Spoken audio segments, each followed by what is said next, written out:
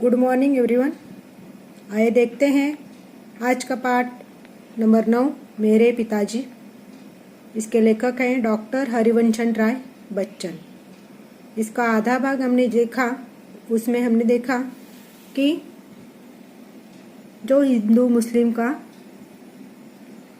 झगड़ा हुआ था उसमें से हरिवंशन बच्चन जी के जो पिताजी थे उन्होंने जो भी बातें कही उसका असर सबके ऊपर पड़ा। पिताजी की बातों का असर हुआ। उस दंगे में कोई वारदात नहीं हुई, कुछ भी नहीं हुआ। आगे भी कई बार जब शहर से हिंदू मुस्लिम दंगे हुए हमारे मोहल्ले में शांति बनी रही।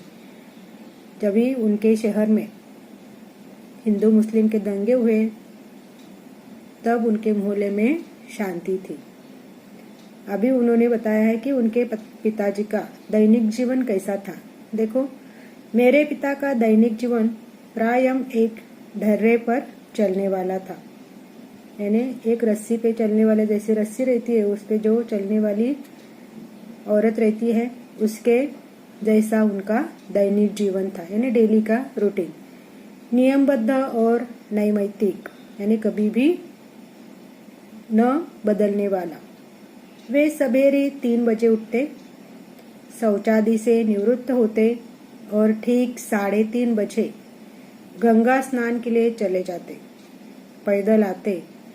गंगा जी घर से 3-4 मील के फासले पर होगी, यानी उनके घर से गंगा जी यानी गंगा नदी 3-4 मील दूर थी। वे ठीक 6:30 बजे नहाकर लौटते। साथ में एक सुराही गंगाजल भी लाते, यानी एक लोटा रहता है उसे बोला जाता है सुराही, और पूजा पाठ पर बैठ जाते। पूजा के लिए जीने के नीचे एक छोटी सी कोठरी थी। बगल की दीवार में एक अलमारी थी, उस पर एक बस्ते में बंधी 2 पुस्तकें रखी रहती, एक राम रचित मानस और दूसरी गीता। पूजा की कोठरी में कोई मूर्ति न थी। दीवार से राम, कृष्ण, शिव, गणेश, हनुमान, सरस्वती, लक्ष्मी, दुर्गा की शीशे जड़ी हुई छोटी छोटी तस्वीरें लटकी थी।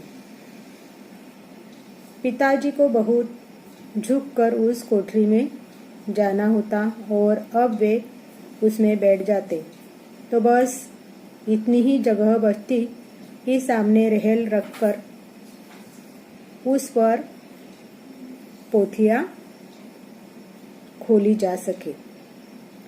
वे मानस का 9वाहिक पाठ करते थे, यानी प्रतिदिन इतना कि 9 दिन में पूरी रामायण समाप्त हो जाए। उनकी मानस की पोथी में जो अब तक मेरे पास है, उन्हीं के हाथ में 9वाहिक के निशान लगे हैं। देखो, लेखक के जो पिताजी थे उनका डेली रूटीन कैसा था, वो कैसे कितने बजे उठते थे और कैसा गंगा पर जाते थे, वहाँ से नहा धो के आते थे, फिर बाद में पूजा करते थे। और उनका जो पूजा पाठ का पोथियाँ है वो लेखक ने अभी तक क्या करके की है उनके पास यादें में रखी है। पाठ में स्वस्वर करते थे, यानी सप्राण, यानी वो बहुत मन से करते थे। उनकी आवाज़ सुरीली नहीं थी, यानी आवाज़ सुरीली नहीं थी, यानी लय के साथ नहीं थी, सुर लय ताल से नहीं थी। गाते मैंने उनको कभी नहीं सुना, पर उनका स्वर साफ, सप्रमाण और लयपूर्ण था। और कोठरी से निकली आवाज़ सारे घर में गूंजती थी। आवाज़ की पहली स्मृति मुझे उन्हीं के मानस पाठ के स्वर की है, और जब तक मैं उनके साथ रहा प्रतिदिन उनके पास का स्वर मेरे कानों में गया। देखो, जो पिताजी पूजा पाठ करते थे और जो उनके कान में पड़ता था वो सब वो सुनकर उसका अध्ययन करते थे। मैं कल्पना करता हूँ कि सौरी में जन्म के पहले दिन से ही, सौरी यानी पहले ही दिन से जन्म लेते हैं तब मैंने उनका पाठ स्वर सुनना शुरू कर दिया होगा। यानी उन्होंने बोला कि जन्म के पहले दिन से उन्होंने उनका पाठ यानी वो जो पूजा करते थे उनका स्वर शुरू किया होगा, ऐसा उनको लेखक को लगता है। सौरी पूजा की कोठरी के सामने दालन के एक सिर पर बनाई जाती थी। राधा बताई करती थी कि जब मैं बच्चा था तब चाहे कितना ही रोता क्यों न हूँ, जैसे ही मेरा खटोला पूजा की कोठरी के सामने लाकर डाल दिया जाता था मैं चुपचाप हो जाता था, जैसे मैं भी पिताजी की मानस पाठ सुन रहा हूँ। देखो उनकी जो राधा थी काम वाली बाई, वो उनको बताती है कि जब वो छोटे बच्चे थे, एकदम छोटे थे, तब वो कितने भी रोते थे और जब रोने लगते थे तो उनका खटोला ने उनका झोली उनके पापा की जो पूजा ने उनके पिताजी की पूजा की कोठरी के सामने क्या करते थे, लाकर रखते थे, तब वो चुपचाप होते थे, जैसे मैं भी पिताजी का मानस पाठ सुन रहा हूँ। मेरी माता तथा परिवार के अन्य लोगों इसमें मेरे पूर्व जन्म में धार्मिक संस्कार की कल्पना करते हैं।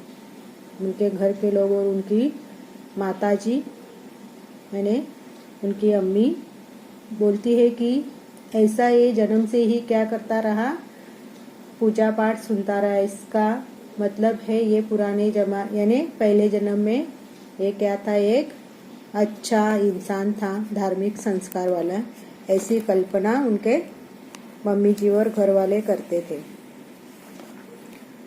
अब मैं ऐसा समझता हूँ यह मेरे पिताजी के स्वर की लिप्त लय थी जो मुझे शांत कर देती थी।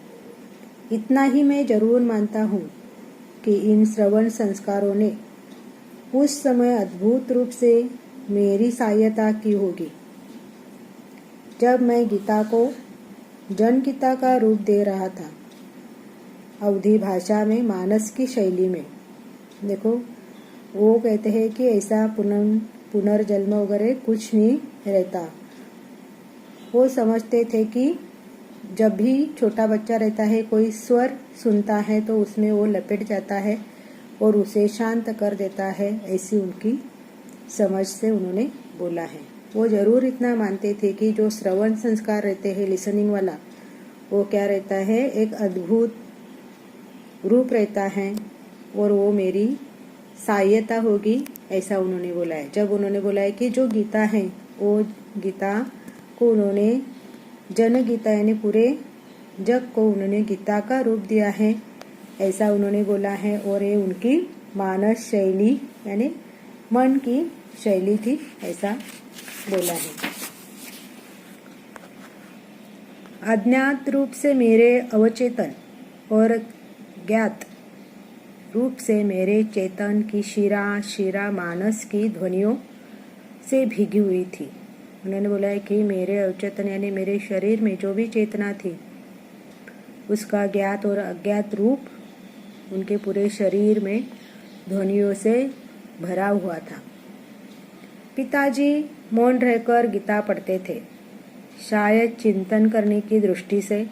वो क्या करते थे कि उनके पिताजी जो भी गीता पढ़ते थे वो मन में ही रहते, मन में मौन रहकर यानी चुपचाप रहकर पढ़ते थे।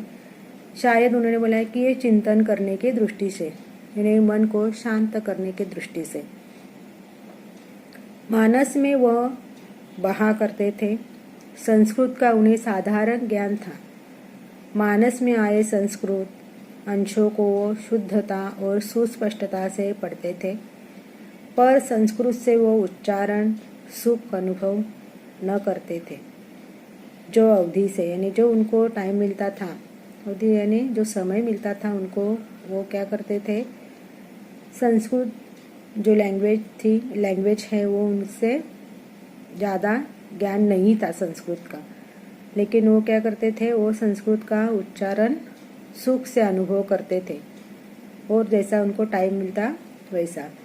कविता स्वर पढ़ने का मुझे भी शौक है।